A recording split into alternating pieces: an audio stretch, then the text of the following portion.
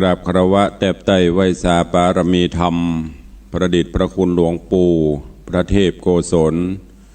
ตีปรึกษาเจ้าคณะภาค7เจ้าอาวาสวัดศรีโสดาพระอารามหลวงประเดชพระคุณหลวงป่อตันเจ้าคุณพระเทพปริยัติเจ้าคณะจังหวัดเชียงใหม่เจ้าอาวาสวัด7ยอดพระอารามหลวงตำบลจ้างเผือกอำเภอเมืองจังหวัดเชียงใหม่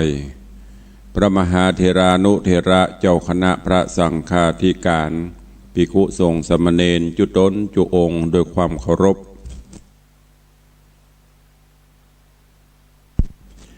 ขอเจริญสุขเจริญปอนญาติโยมศรัทธาสาธุชนตินจองห้องวัดจุหนุ่มเท่าใจยิง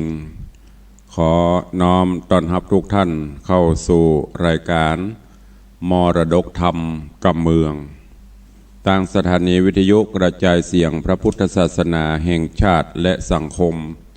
คลื่นเพื่อการศึกษาพระพุทธศาสนาและวัฒนธรรมส่งสัญญาณกระจายเสียงออกอากาศที่วัดฝ่ายหินตำบลสุเทพอำเภอเมืองจังหวัดเชียงใหม่สถานีวิทยุวัดหนองกายตำบลสันปะยางอำเภอแม่แตงจังหวัดเชียงใหม่สถานีวิทยุบริการสาธารณะวิทยุรัฐ CM77 วิทยุอินเทอร์เน็ตล้านนาสถานีวิทยุพระพุทธศาสนาจังหวัดเชียงรายและวิทยุชุมชนเสียงตำสายหอกระจายข่าวตามวัดตามวาตามหมู่บ้านต่างๆพร้อมกันนี้เจริญสุขเจริญปอนสาธุชนญาติโยมญาติธรรมที่ได้ติดตามรับฟังต่างเฟซบุ๊กเฟซไลน์ของวัดฝ่ายหินก็ดีวัดวังสิงคำก็ดีและของวัดศรีรัตนมงคลร่องยาวตลอดจนเฟซบุ๊กของญาติธรรมที่ได้สดับรับฟังแล้ว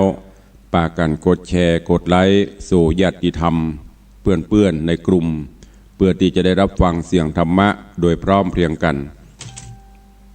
รายการนี้ดำเนินโดยกล่าวกับผมอาตมภาพพระครูวิสิทธิ์ศิลาพรเจ้าคณะตำบลประแดดเจ้าอาวาสวัดวังสิงคำตำบลประแดดอำเภอเมืองจังหวัดเชียงใหม่เป็นผู้ดำเนินรายการก็นำเสียงธรรมะแบบปืนบ้านล้านนามาพบปะกับทุกท่านเป็นประจำตั้งแต่เวลา6 โมงถึง7 โมงเช้าโดยประมาณส่วนพี่น้องที่สดับรับฟังจากสถานีวิทยุพระพุทธศาสนาจังหวัดเชียงรายที่วัดพระแก้วก็ฟังกันเมื่อค่ำยามคืนต้องขอกราบขอบพระคุณในเมตตาของท่านผู้อำนวยการทุกสถานีเจ้าหน้าที่ช่างเทคนิคทุกท่านและขอบคุณญาติธรรมสาธุชนญาติโยมที่ได้ติดตามรับฟังรายการมาโดยตลอดปากันวันนี้ก็ตื่นเจ้าอากาศสดชื่นแจ่มใสเย็นสบายและเป็นวันสุดท้ายของสัปดาห์แล้ววันพุธก็จะได้หยุดวันฮือก็จะได้หยุดกันเพื่อที่พักผ่อนไปในตัวเองตอนนี้ก็ต่างพยากรณ์อากาศก็ยังมีฟ้าฝนพายุเข้ามาบางพื้นที่ก็อาจจะประสบกับพายุฝนตกหนักบางที่ก็อาจจะน้อยก็แล้วแต่สภาพอากาศของแต่ละพื้นที่บางที่ก็เกิดอุทกภัยน้ำท่วมโดยเฉพาะพี่น้องที่ถูกน้ำท่วมน้ำอย่างเน้อทางรายการและญาติธรรมในรายการก็ขอเป็นกำลังใจให้ทุกท่านได้สู้ได้ฝ่าฟันปัญหาต่างๆให้มันพ้นไปอย่างก็ตามมันมีเกิดขึ้นแล้วมันก็ต้องดับไปประเมินบรรณานมันก็เข้าสู่ภาวะปกติที่สำคัญก็ขอให้มีใจเป็นกำลังใจใจดีๆสู้ไว้ปัญหาต่างๆมีทางแก้เป็นกำลังใจให้กับทุกท่านเนอะวันนี้ก็มาฟังกันต่อในเรื่องของพระธรรมเทศนาปืนเมืองเหนือเรื่องหมูหินที่ตุลุงได้นำมาเทศนาให้ญาติโยมได้สดับตรับฟังกันก็ผ่านไปแล้ว11 ผูกด้วยกัน วันนี้จะขึ้นผูกที่12ธรรมเทศนาเรื่องนี้ก็มีจึงบทกัน14ผูกมี14ผูกตอนนี้ผูกที่12ใกล้จะอวสานลงแล้ว ซึ่งในตอนที่แล้วหรือว่าผูกที่11ก็ยังมาถึงที่ปรมจารีโพธิสัตว์เจ้าก็จะไปเสาะหาเมียฮักก็คือลิลัวแดงซึ่งในตอนที่แล้วโพธิสัตว์เจ้าก็สยองซานหรือว่าเหาะไปในอากาศไปตามตีต่างๆเพื่อเสาะหาแต่ก็ยังไม่เจอเตื้อในระหว่างทางก็ได้ไปพบไปปะใส่กับนางต่างๆหลายคนด้วยกันแต่ละคนก็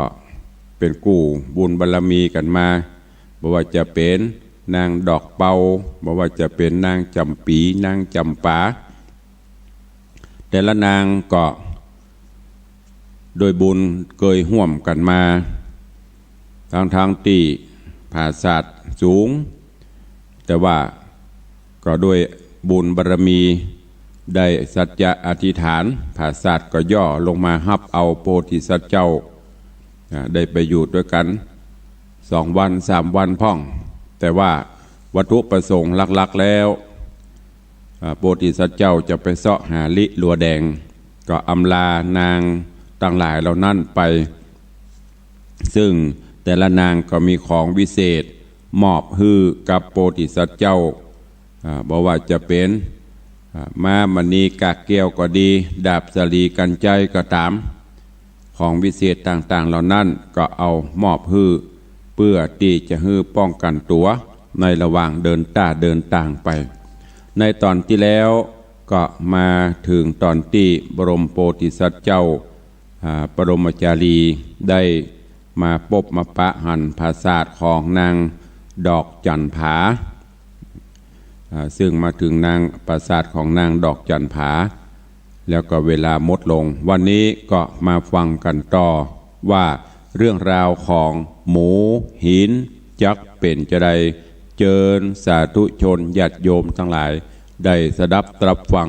ในผูกที่12ในตอนต่อไปเนอะขอบคุณเนอะพี่น้องที่สดับรับฟังทาง Facebook หลายท่านหลายคนก็เข้ามาพอมากอยมาฟังแล้วก็มากดแชร์กดไลค์สู่ญาติธรรมรับฟังธรรมกันในยามเจ้าขอบคุณทุก Facebook เนอะ ต่อไปนี้ก็เชิญทุกท่านสดับตรับฟังพระธรรมเทศนาปืนเมืองเหนือเรื่องหมู่หินในตอนในผูกที่12เป็นลำดับไปณโอกาสบัดนี้นะโมตัสสะภะคะวะโตอะระหะโตสัมมาสัมพุทธัสสะสัทธโวดุราสัพปุริสะตังหลายนิยายนี้จักเล่าถึงหนอดเนากษัตราอยู่กับนางจันผาดอกไม้นับบัดใด2 วันเจ้าก็ผ่านกึดใดยังไม่เสไหวคำกับนางบุญนำน้องนาดตั้งแม่มัดนิกากตัวหานอันผีมารยักษ์เท่าลักเข้าป่าไปยินเจ็บใจบ่แล้วโตนเกี้ยวจริงสั่งอำลายังนางจันผายอดซอยว่าดูรานางนาดน้อยสายตาปี้จักไปตัวหายักษ์เท่าอันลักเอานางหนอเนาลิลัวแดงขอสายที่แปลงจุงอยู่ท่าวันหน้าพี่จักมาจะและว่าอันตีนั้นนางจันผานาดไทยยินโศกไม่เนาะมองผ่าน จักแหมพระผู้บานก็บ่จ้างยิงกล่าวอ้างตามมีว่าฤทธียักนั้นนากิ่งกราข้าน้องหากได้หูได้หานจักไข่ปันแก่พี่เจ้าว่ายักปู่เท่าอยู่ต่างใดนางก็ไข่บอกเราฮือแก่เจ้าจุอัน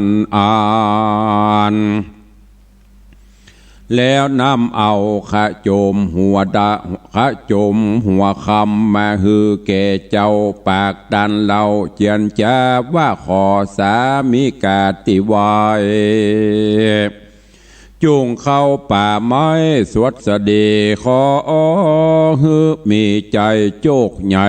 ได้นางนาดไทยขึ้นมาแดดเตอะเจ้าก็สะยองสารคืนอากาศไปบ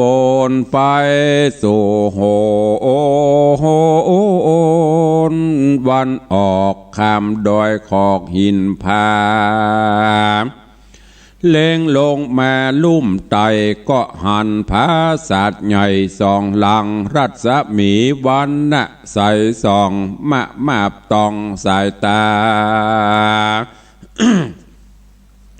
หลังหนึ่งเป็นที่อยู่ยักขาปู่เท่าหลังหนึ่งเป็นที่อยู่นางนอนเนาคำแดงเจ้าลงเหลี่ยแยงพอไก่หันยักษ์ใหญ่นอนครางหน้าตากลางใกล้เจ้าเหตุมาเจ้าดีดคบมันพระจอมทันนอนเนา ก้อยย่างเข้าไปในหันคอนไหวองค์อาจยักเอาปาดไว้บนหัวเจ้าบอกกลัวสักน้อยก้อยเข้าไกลกำเอามาก้อนนอกระสัตราได้คอนก็ออกจากห้องยักขาเสาะพอหาแม่มณีกาเกลเจ้าหันแล้วหากยินดีจริงพอหันนางเตวีแดมเราก็หันนางนอดเนาสวัสดีเจ้าก็บ่มีกรรมตันตอดนางก็บ่ฮู้ว่าเจ้าผัวมา นอกกระสัตราโคดกาก็สะยองขึ้นฟ้าไปบนยกตินตนเข้าใส่ผาสัตว์ใหญ่ยักขาไหวไปมาอาจยอดผาสัตว์ปังลงยักตามนสะดุงหน้าบียุงเหลือใจว่าผู้ใดป้อยเก่งกราเนี้ยจ่อฟ้ากูปังลงนั้นจะมันก็ลุกมายืนพอหันเจ้าน้อยนออยู่กลางหาวด่ากว่าวกว่าหาวว่าอายเท่าเมืองนี้เล่าเป็นศัตรู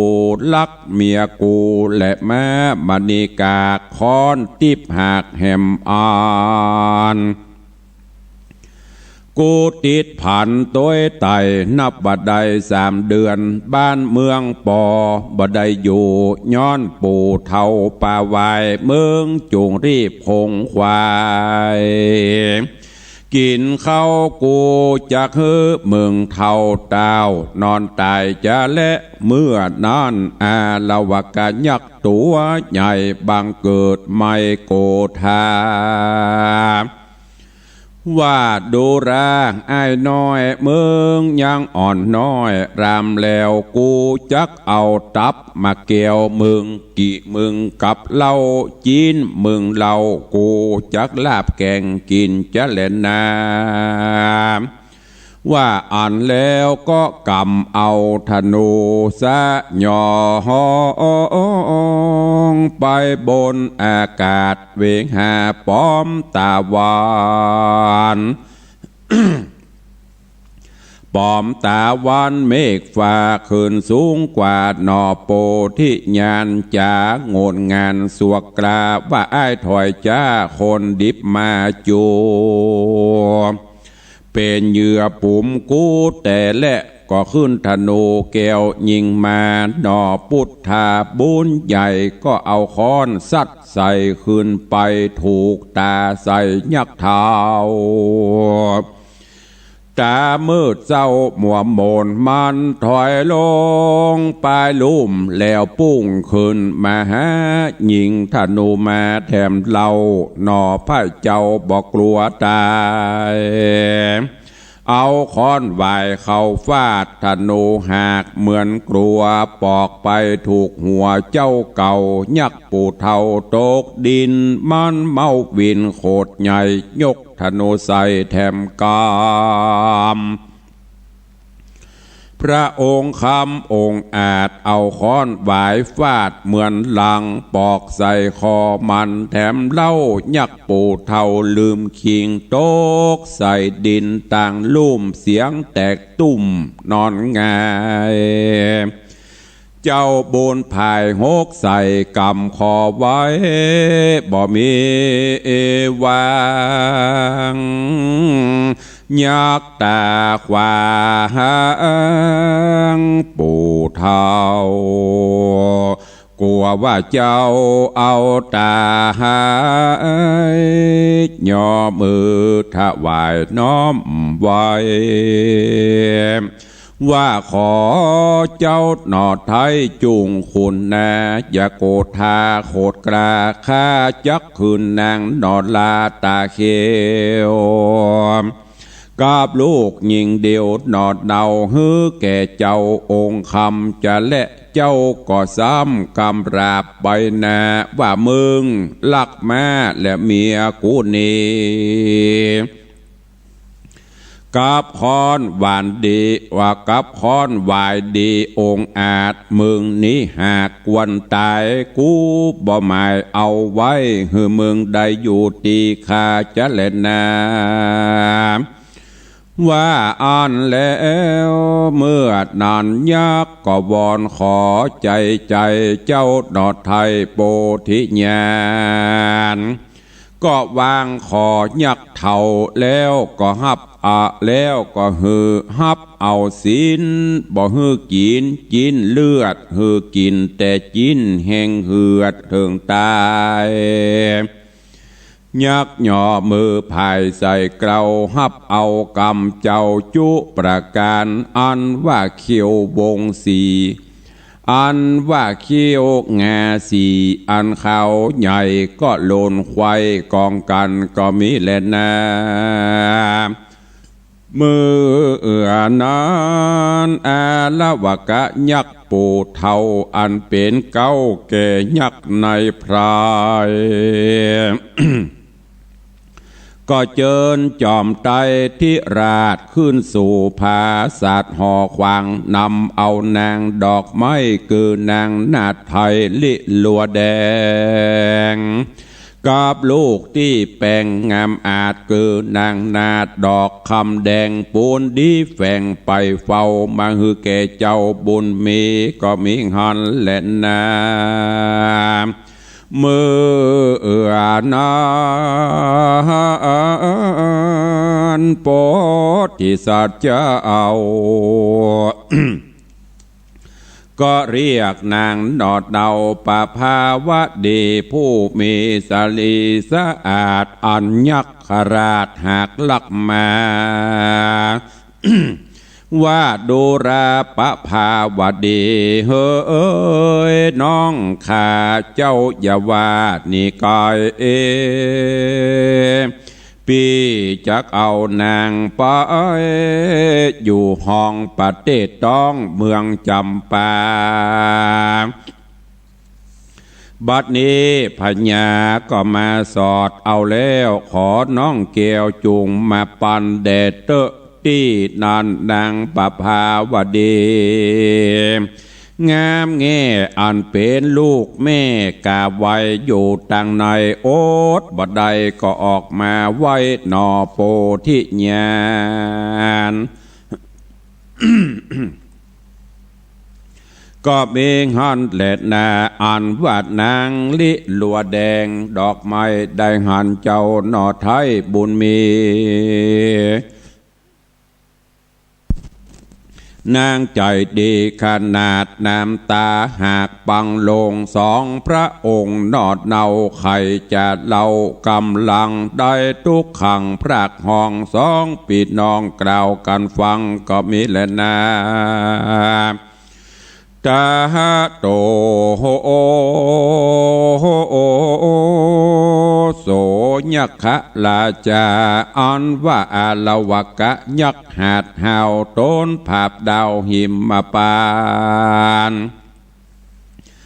ก็เป่าเสนักหานมวลหมู่กาเป็นยักษ์อยู่ในไพรเสนาในและนอกหือมาตุกขอกตุกไปหือมาเป็นสายบอกขาดหือได้มา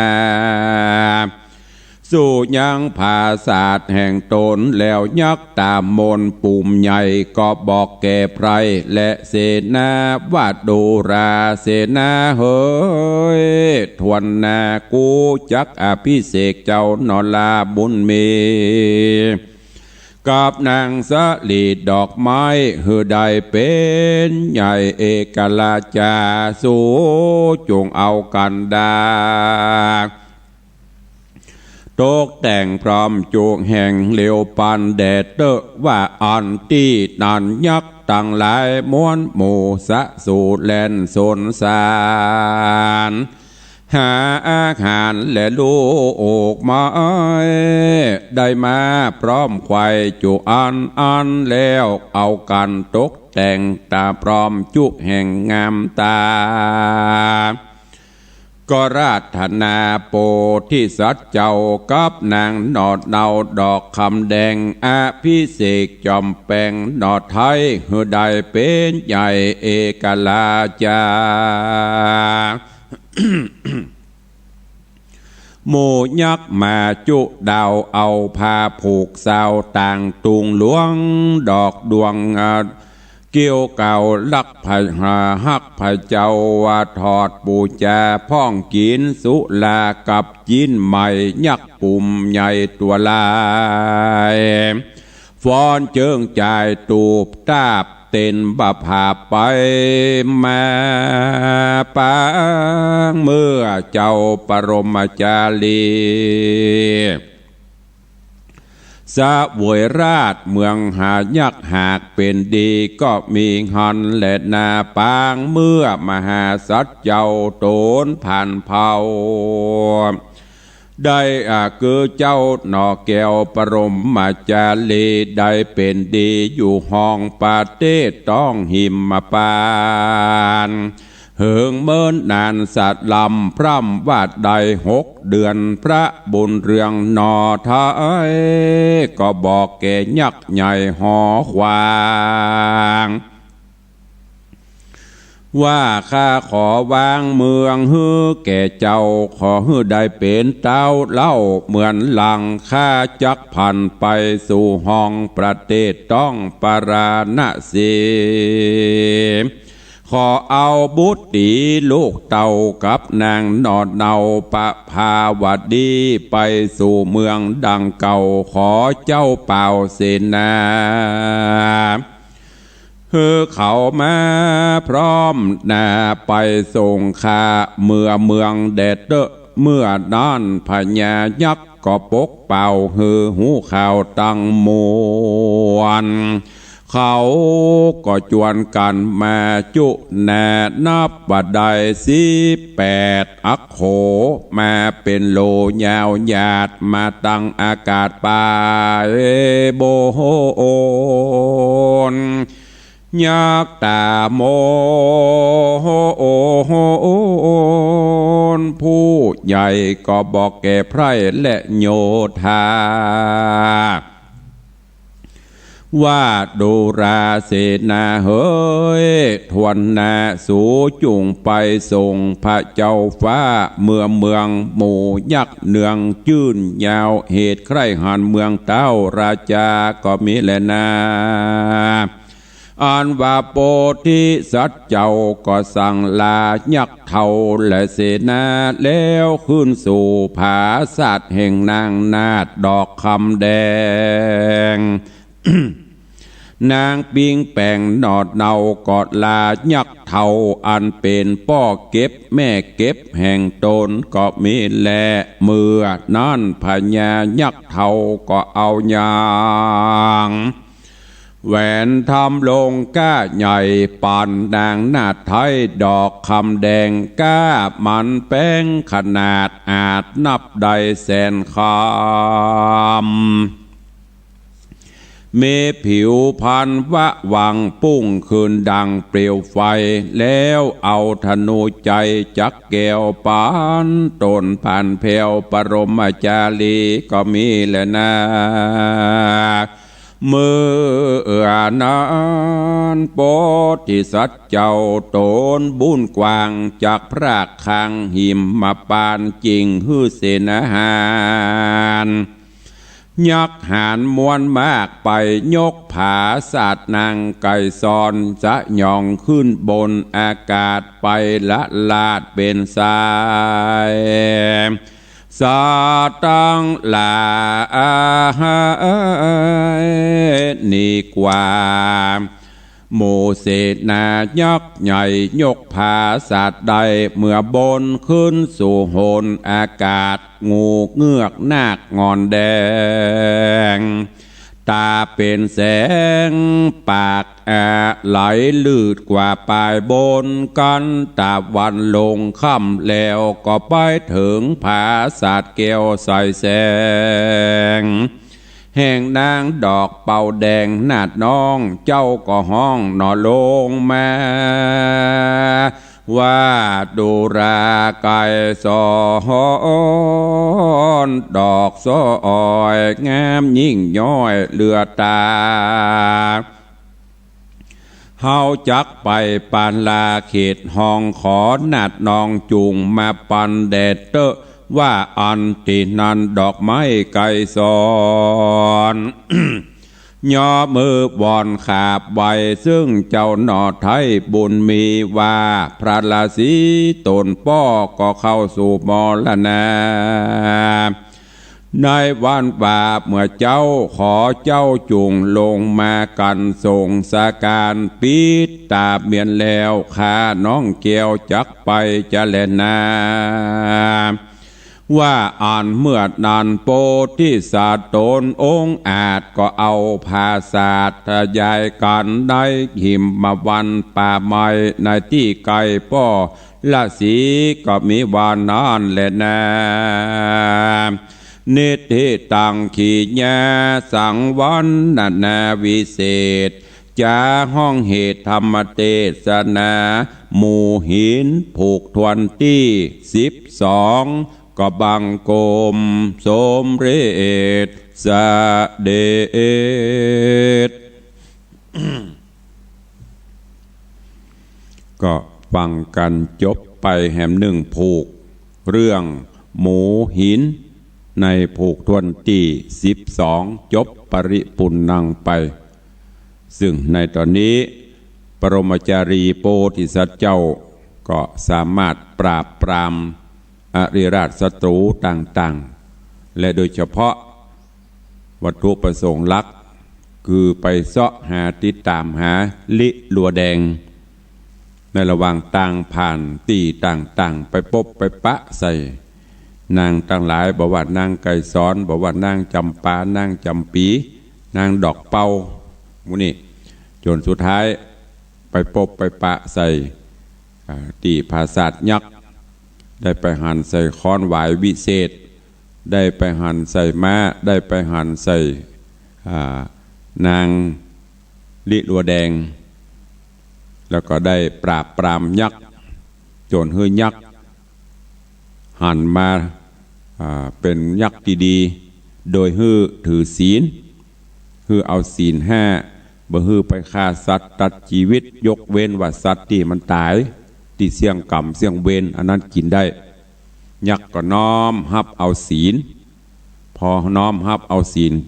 ก็ปรากฏว่าเขี้ยวงาบงงาวละหลุดไปหมดตั้งแต่นั้นมายักษ์ก็บ่กินคนกินพักกินไม้กินสัตว์ที่มันตายแล้วหลังจากนั้นโพธิสัตว์เจ้าก็ล่ำลา หลังจากนั้นยักษ์ก็เจิญปรมาจารีให้เป็นพญาแตนแต้นโจรปอประมาณปรมาจารีก็คืนบัลลังก์ยักษ์ฮือพญายักษ์อยู่ต่อไปเพื่อขอลาจะปิกบ้านปิกจองแล้วก็เอาลิลัวแดงสยองซานไปปิกคือหมูยักษ์หามภาษาแล้วก็ระหว่างตังก็จะปิกแวะฮับเอานางดอกไม้ต่างๆซึ่งในตอนนี้ก็กำลังผ่านมาถึงยังที่อยู่ของนางไก่สอนก็บอกว่าโอ้พี่ลงมาก่อนเตอะพ่อฤาษีสิ้นบุญแล้วมาช่วยกันส่งสการพ่อฤาษีก่อนแล้วน้องก็จะโต้ยปีไปเรื่องราวจักเป็นจะได้ติดตามท่าฟังไปในผูกที่13และ14เป็นลำดับไปเนอะช่วงนี้ก็เตะจบไปเป็นผูกก็เข้าสู่โหมดท้ายรายการวันนี้ก่อนที่จะได้ได้ได้จ๋าก็ขอประชาสัมพันธ์ข่าวสารงานบุญกุศลเนอะคือกับญาติโยมศรัทธาขอเชิญร่วมงานพระราชทานเพลิงศพหลวงพ่อตันพระครูสุตกิจจานุกูลอายุ84ภาษา64อดีตผู้ช่วยเจ้าอาวาสวัดศรีโสดาพระอารามหลวงซึ่งได้ถึงแก่มรณภาพลงบัดนี้คณะสงฆ์ศรัทธาวัดศรีโสดาคณะพระธรรมจาริกก็จะได้ประกอบการส่งสการตานคาบงานพิธีพระราชทานเพลิงศพฉะนั้นก็ขอเชิญจวนบอกข่าวแก่ญาติโยมศรัทธาเนอะในวันเสาร์ที่29เดือนสิงหาคมนี้ตั้งแต่เวลา9 โมงเป็นต้นไปจนถึงการพระราชทานเพลิงศพเสร็จสิ้นซึ่งตอนนี้เปิ้นก็อาราธนาสรีร่างสังขารโลงนอนผาศาสตร์เกี้ยววิมานคำณลานวัดศรีโสดาเมื่อคืนก็มีการเทศน์และสวดพระอภิธรรมส่วนจะมีงานพระราชทานเพลิงคือวันเผาในวันเสาร์ที่29สิงหาคมนี้จึงขอประชาสัมพันธ์ให้ญาติโยมทั้งหลายได้รับทราบได้ร่วมโมทนาบุญด้วยกันเนอะที่วัดลัทธิวนารามปัตตานตำบลสันพหวานอำเภอหางดงก็ขอเชิญจวนศรัทธาได้ไปร่วมงานพิธีอายุวัฒนะทำบุญอายุวัฒนะมงคลครบรอบ61 ปีท่านพระครูอุดมกิตยากรเจ้าคณะตำบลสันพหวานเจ้าอาวาสวัดลัทธิวนารามปัตตานตำบลสันพหวานอำเภอหางดงเนอะในวันจันทร์ที่31สิงหาคมเวลา9 โมงเป็นต้นไปก็เชิญจวนทุกท่านแล้วก็ที่วัดจังกำตำบลบะกอกอำเภอป่าซางจังหวัดลำพูนก็เป็นวันทำบุญครบรอบอายุวัฒนะมงคลวันเกิดของท่านเจ้าพระมหาประสิทธิ์ประเรียนธรรม8 ประโยคที่เราได้ฟังท่านเจ้าจัดรายการถึงวันเนอะก็ไปร่วมโมทนาสาธุการมุทิตาสักการะโดยพร้อมเพรียงกันเข้าสู่โหมดที่จะได้ได้กันในหน้าใหม่ก็วันนี้ก็คงจะมากันแล้วเนาะหลังจากที่ตุลุงห่างหายไปในช่วงที่มีงานบ่ได้พบได้ปะกับญาติโยมศรัทธาก็ส่วนมากจะเป็นแห้งมันมีน้ำก็มาแห้งในนี้ก็คือเทปแตนแต่ในช่วงหลังงานเสร็จงานแล้วก็มาทดแทนบุญกูลญาติโยมศรัทธาโดยการเทศน์สดทุกวันถึงแม้จะเหน็ดจะเหนื่อยเสียงจะแหบจะแห้งแล้วงานใหม่ก็ต้องอดทนเพื่อสนองตอบแทนบุญคุณของปออกไม่ออกศรัทธาก็งานแล้วไปได้3-4 วันมานี้ยังบ่เสร็จยังเตื้อเก็บขอบเก็บครัวก็ยังบ่แล้วดีเตื้อก็ยัง เหน็ดเหนื่อยกับการกับงานอยู่แต่นึกถึงภาพอันประทับใจเมื่อวันที่21 22ที่ผ่านมาก็เลยทำให้ความเหน็ดเหนื่อยทั้งหลายมันหายไปได้มาพบมาปะมาหันพี่น้องพอออกไม่ออกศรัทธาญาติธรรมมาฮื้อกำลังใจกันเต็มลานวัดความเหน็ดเหนื่อยต่างๆก็หายมาเจ้าก็โอ้มีใจมีจิตให้เตะทำให้ศรัทธาญาติโยมได้ฟัง จะเหน็ดจะเหนื่อยปานใดก็หายอันนี้ก็คือพลังยาวิเศษกำลังใจอันวิเศษที่พอออกไม่ออกศรัทธาได้ฮื้อกับตุเจ้ากับตุลุงก็บ่มีอย่างจะตอบแทนบุญคุณที่ญาติโยมทั้งหลายมีฮื้อนอกเสียจากเสียงธรรมก็ได้นำมาเทศนาฮื้อท่านทั้งหลายเนอะญาติโยมทั้งหลายเราได้ร่วมกันหล่อสร้างสารูปพระพุทธรูปสิงห์คำหลวงพ่อพระสิงห์คำด้วยทองคำบริสุทธิ์ก็สำเร็จเสร็จไปตอนนี้ช่างกำลังคัดแต่งองค์แต่งผิวแต่ว่าได้ไปเยี่ยมไปเยือนไปพอกรรมช่างเปิ้นกำลังคัดแต่งก็คงประเมินเกินรอเราจะได้กราบได้ไหวส่วนท่านที่มีความประสงค์จะปูชาองค์จำลองหลวงพ่อพระสิงห์คำไปไว้บ้านไว้จองไว้ร้านค้าไว้สาสักการะปูชาเป็นพระประจำบ้านประจำตระกูลก็สามารถสอบถามสั่งจองได้เนอะโดยทางวัดได้จัดสร้างมี2เนื้อ เนื้อทองสำริดแล้วก็เนื้อทองเหลืองเนื้อทองสำริดก็หน้าตัก5 นิ้วทองเหลืองก็5 นิ้วสำริดนั้นท่านใดมีความประสงค์จะร่วมปูชาไปไว้บ้านไว้จองเป็นมังคละสิริมงคลก็สั่งจองปูชาได้ติดต่อหลังไมค์เนอะใครจะสอบถามใครจะปูชาตลอดจนทางวัดได้สร้างเหรียญหลวงพ่อพระสิงห์คำด้านหน้าเป็นเหรียญรูปเหรียญหลวงพ่อสิงห์คำด้านหลังจะเป็นรูปของครูบาเจ้าศรีวิจัยนักบุญแห่งล้านนาแล้วก็มีรูปองค์ลอยหลวงพ่อพระสิงห์คำองค์ลอยก็คือองค์น้อยนะสำหรับห้อยคอได้จัดทำหลังจากทุกอย่างพร้อมก็จะได้จัดพิธีพุทธาภิเษกเสกซ่อมย้อมยกอบรมสมโภชแล้วก็จะได้มอบให้ญาติโยมที่ได้สั่งจองที่ได้ปูชาในโอกาสต่อไปอันนี้เป็นสเต็ปงานในขั้นต่อไปก็แจ้งให้ญาติโยมทั้งหลายในตอนนี้ก็มีผู้สั่งจองสารูปของพระพุทธรูปหลวงพ่อสิงห์คำเนื้อทองสำริดอันมีตำหนักพระองค์ด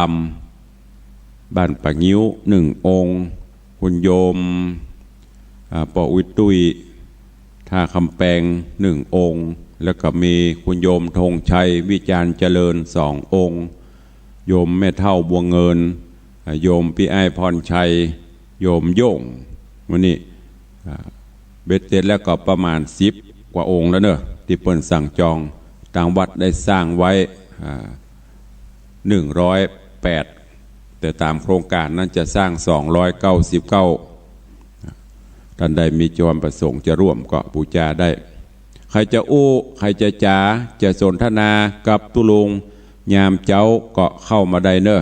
ฟังอยู่ที่ไหนจอกแจงใดอู้เอ่ยเข้ามาได้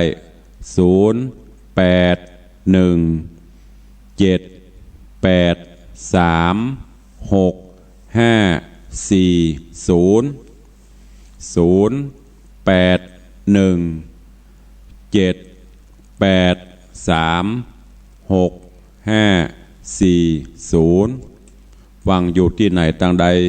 ส่งสัญญาณกำลังใจเข้ามายามเจ้าได้เนอะมีก็จะช่วงนี้ว่างหลงลึงสายยังบ่เข้าซักสายเตื้อทางใดที่ไหนฟังอยู่พ่องสัญญาณเป็นจะได้วันก่อนไผมาพ่องงานเป็นจะได้ภาพออกมาจะได้พ่อง อู้สู่กันฟังในรายการได้เนอะมีก็แล้วงานแล้วอย่างดักปิงจังตุลุงแล้วจ้า ถ้ามีก็โทรเข้ามาเนอะ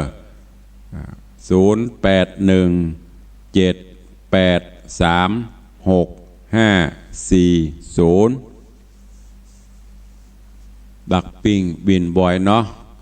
บนถ้าจะตกอากาศถ้าจะเย็นสบายถ้าจะรับสบายเลยดักปิงมิตรรักแฟนรายการหายแสบไปไหนหมดไม่มีสักกระริ่งไม่มีสักกระล่องวันนี้ไผ่มีงานใดโดยเฉพาะพี่น้องที่ทำการทำงานวันนี้เป็นวันศุกร์สุดสัปดาห์วันพุธก็จะได้หยุดการหยุดงานโอ้มามีไผ่แรงแห้งจันคำเอาเนาะมีไผ่โทรจันคำโทรเห็นเลยเอ้าจะเลินป้อน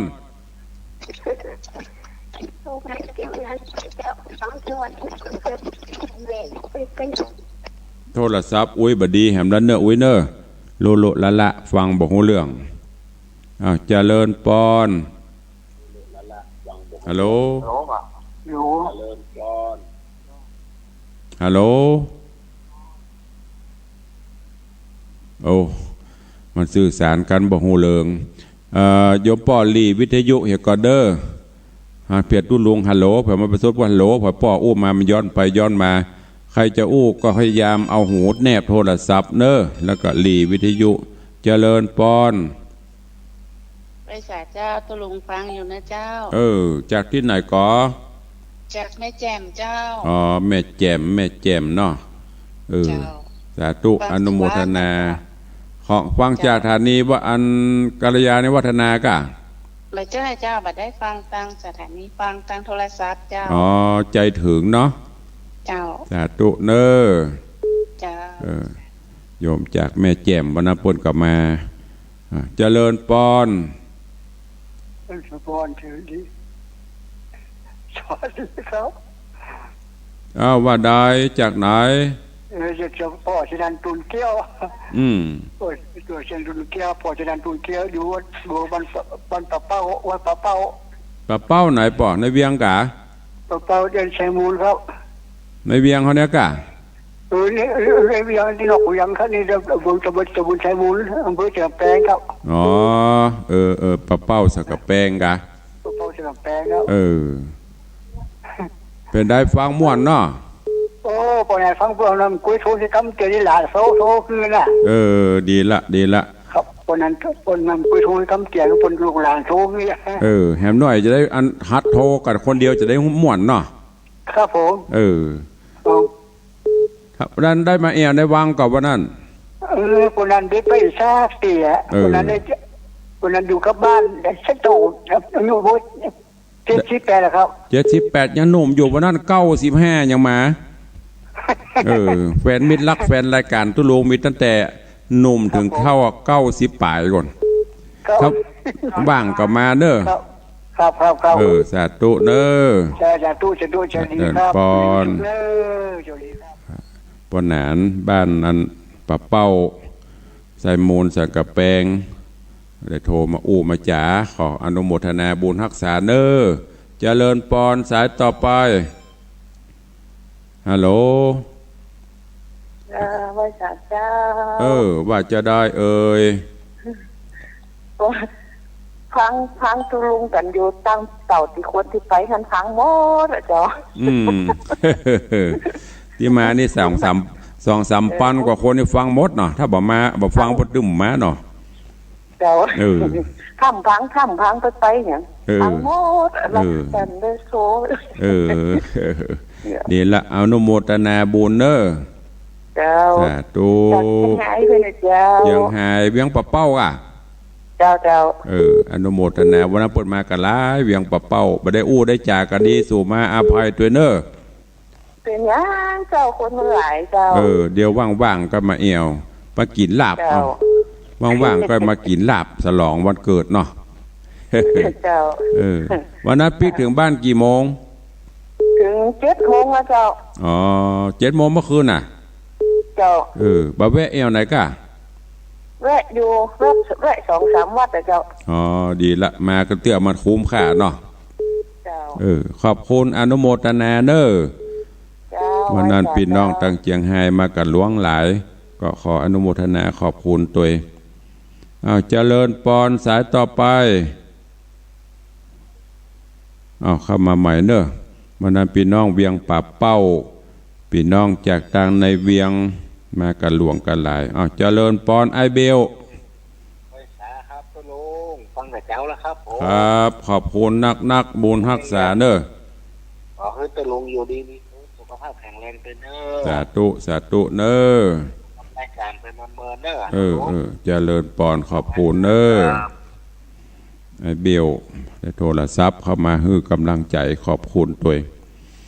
เวลายังเหลือแหมประมาณ 5-6 นาทีเปิดเวลาหน้าไม้นักหน่อยเพื่อวันงานไม่ได้อู้กันจะได้อู้กับทางวิทยุ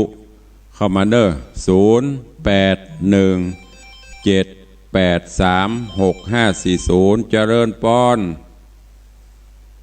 ฮัลโหล2 โล3 โล4 โลตักปิ้ง5 โล6 โลก็บ่หือเอาเข้ามาใหม่เจริญปอนฟังอยู่เลยเจ้าใส่บาตรหรือยังกำลังรอถ้ากำลังจะมาเจ้าถ้ามีที่ใส่ก็ไม่ใส่ได้วางไปเด้อเจ้าส่งพลังใจไปถวายคุณเจ้าสาธุวันนั้นได้กี่ข้าวน้ำข้าวตอนกันก่อนเรียบร้อยเจ้านึกว่าได้ได้ติ่มกันจะออกมาไปยังเอาเข้าพักคือเห็นกองนึงโอ้เป็นได้กินอิ่มกินเดียวอิ่มบุญอิ่มต้องอิ่มใจอิ่มอกอิ่มต้องอิ่มบุญเจ้ามาในบางนี่อย่าบุญก็ได้ไส้ก็เต็มไส้ก็เต็มเจ้าขาดตกบกพร่องประการใดสุมาอภัยตัวเด้อเจ้าได้อู้ได้สาได้แซวแบบนั้นจับนักวันนั้นเป็น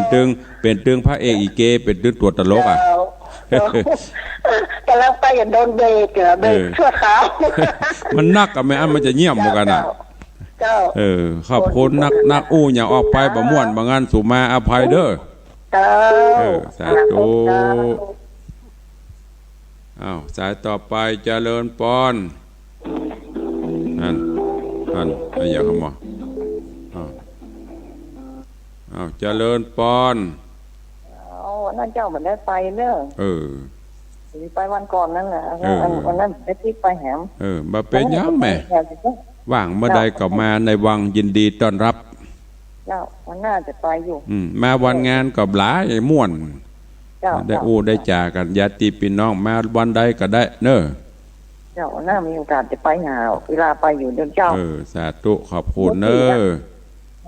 จะเลิญปอนในวังยินดีต้อนรับทุกท่านไม่ได้มาวันนั้นกับมาวันใหม่ได้เนอะไม่มีปัญหาใครว่างวันใดกับมา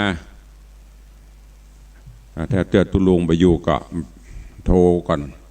ส่วนมากก็เตือนอยู่วันนี้ช่วงนี้จะอยู่ก็เป็นวัดน้อยๆเนาะแต่มากโดยน้ำใจญาติโยมได้มาหัวมาหาละโอ้วัดวังสิงคำเป็นจะอี้กะกับมอกปอหมอกกระทัดรัดถ้ามีงานก็อยู่กันมอกปอแต่ถ้างานมีนี่ก็จะลำบากหน่อยที่อยู่แต่กับบัดถึงขั้นลำบากอันล้ำเหลือหมอกม่วนนี่เด้อได้อู้ได้จากันตั้งหน้าวัดกับมีในวัดกับเต็มที่ซื้อไว้ข่าวก้อนที่เขาช่วยกันกับเป็นที่จอดรถฝนตกมารถเข้าไปได้สักคำเดี๋ยวถ้ามีสตางค์ครับก่อนเนาะจะเทคอนกรีตปูตัวหนอนเพื่อรถเพื่อล่างมีงานจะได้จอดง่ายตีก็มีแต่มันจอดไม่ได้รถเข้าไปได้ต้องปรับเทก่อนแหม2-3 นาทีเนอะใครจะอู้จะตัวตุลุงมาเปิดเวลาเมินเนอก็ว่าเมินกับเมินประมาณ10 กว่านาทีเอาไว้อู้ไว้จ่าหน้าไม้ทำเตะไปจนจบมาเป็นตอนวันนี้จบผูกพอดีก็ได้มีเวลาได้อู้ได้จ่ากันหน้าไม้ใครจะอู้จะจ้าจะอันใดก็เข้ามาได้เนอะในช่วงนี้ก็เป็นช่วงเดือน12ออก มาได้วันนี้กี่คำ10 ค่ำว่า11 ค่ำเนี่ย10 ค่ำกะเหลือวันที่2 กันยา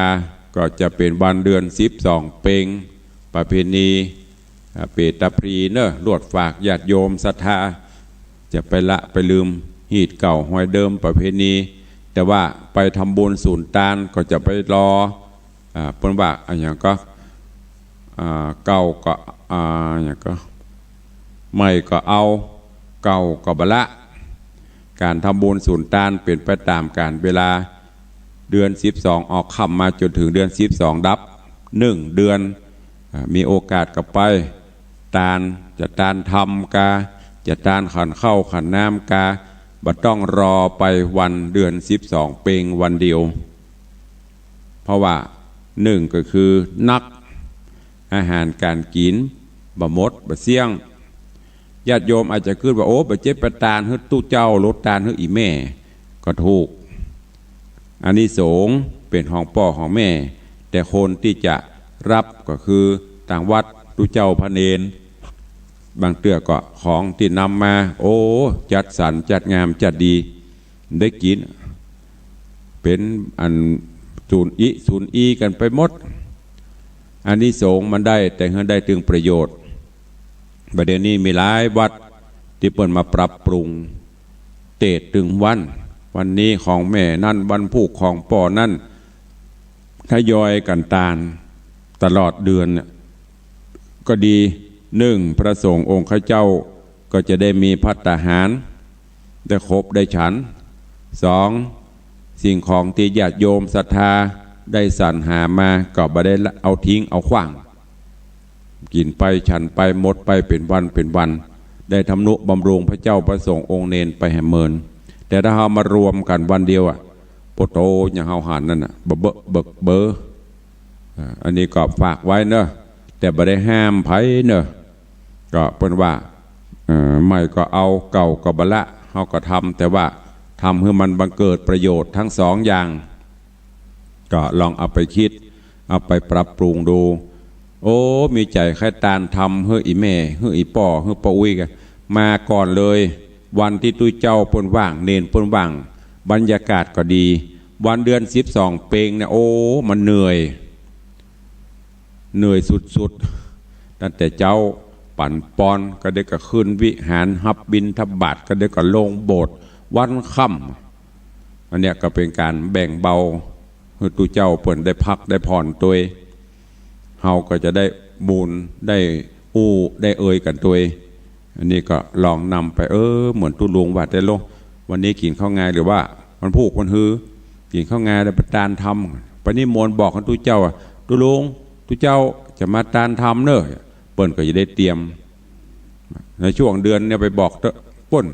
มันบัดตานเดือนเพ็งแล้วเดือนเพ็งก็ตานได้อยู่เปิ้นไม่ได้จำเพาะเจาะจงวันเดียวพุทธวจนะตั้งแต่เดือน12ออกค่ำเป็นต้นมาจะโยมพิบาลได้ปลดปล่อย